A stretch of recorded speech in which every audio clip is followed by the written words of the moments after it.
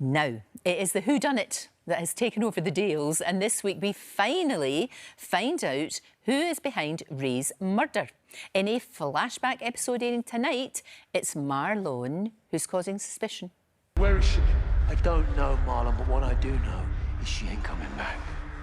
What does that mean? What have you done to her? If you hurt her, You are pathetic. Do you know that? I just want my little girl back! Your little girl is gone. If you come sniffing about here again, you're a dead man. Okay?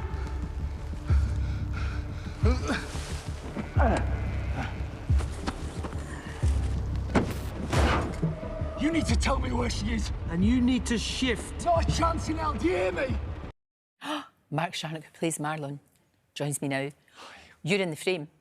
Yeah, You are amongst many definitely others. amongst many others. I know everybody's it because you keep going right. Okay, I've got it. It's definitely them, and then something else happens. Yeah, it's been. Do you know this story's been amazing to watch them structure it. Right. The way the seeds were planted for this a year ago when April went missing. That's right. Yeah. And then after months and months of trauma, we get her back, and then we find out what's the connection she's made on the street through her boyfriend Dylan, and now this, the County Line storyline, and these things are a hard watch, but it's important that soaps tell these stories. Yeah, because it's real life. It is happening. I know. And it's been amazing to be part of. And what's been great about what I've loved about being part of it is it's not just an ordinary whodunit because it's come out of this sort of this really gritty story. Sure.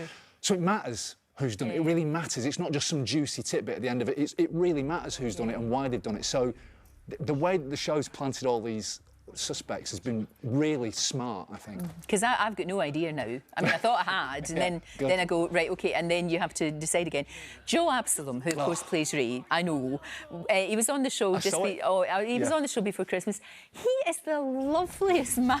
He could not be... It shows what a good actor he is. I know. You just think he's absolutely gorgeous and chatting away and so nice, and then he can just turn it. The embodiment of evil. I know. It must be so weird doing scenes with him when, chatting away, lovely, having a cup of tea, and then, wow, he changes, like right? Well. You're right. His eyes go really dark. It's kind of like, what? Who am I working with here? But he is a remarkable actor. Everybody adored him on the show, stayed in touch with him, and I hope we'll always stay in touch because he's a joy to work with. I know, and it's a shame that he's gone. Maybe he could come back as his own evil twin. Yeah. There is always that. I'm straight upstairs when I get back. There is always that. It always is. You know, you and Amelia, who of course plays April, and she'd been about 4 years old when she started. Yeah. She was tiny, she's 17 wasn't she? now. So you really... It's more than just a working relationship, isn't it? You must feel like part of the family. Yeah, and her family are amazing, so I'm really lucky to have them in my life as well. But it's so funny. You see these young kids come into shows, and it's actually not that common that they carry on. That they either get recast a bit later on down the line, or what. Amelia has just got better and better and better and better, and she's evolved. Watching her evolve as a person, but as an actress, right in front of my eyes, has been like, wow. It's really been extraordinary to watch her talent develop. And. She's so professional. I'm so lucky to work with her. Of course, yeah, and you're right. It is fantastic to see her grow like that, and of course the amount of storylines that she's in, and very demanding, very demanding as well. Absolutely. They really are. Now, look, I know you weren't involved necessarily, but what did you think of the whole Corriedale concept? Well, what was amazing about it for me was I sat down to watch it, and the biggest compliment I can give that episode is that I forgot I was in it. I was so absorbed. You were a viewer. You could just watch it as a viewer. I was totally suspending my disbelief. It was remarkable. And what was amazing about it, I mean, it looked incredible. Duncan Foster, the director, had done an amazing job. The writers had done an amazing job. It was just the performances were off the scale. But what was brilliant about it, it bounced all these stories off into the other show, into each show. They just bounced away from it. And there's so much for the audience to get their teeth into off the back of that episode. And I thought it stood toe-to-toe with any form of drama, that episode. I thought it was fantastic. Do you think there'll be more?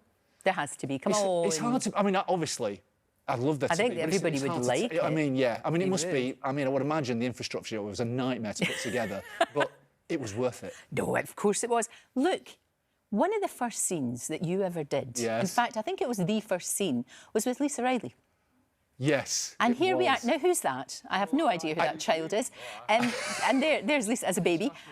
It's 30 years this year. And Lisa wanted to send you this message to mark your 30 years.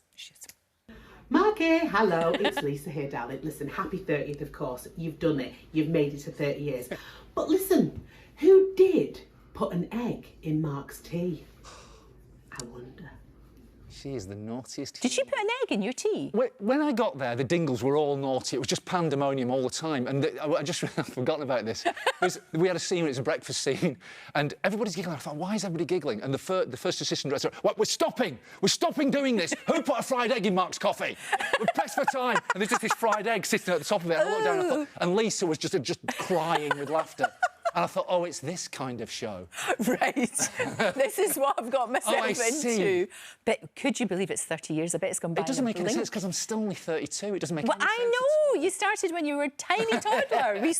We absolutely saw. Well, look, here's to 30 more. Thank you. And obviously Emmerdale continues tonight at 8 o'clock on ITV1. But we still don't tell me. You know that way when everybody goes to you, tell me who did it. We don't want to know, but we'll find out. Yeah, honestly, the next 2 nights are extraordinary. Right. Looking forward to it. Looking forward to it.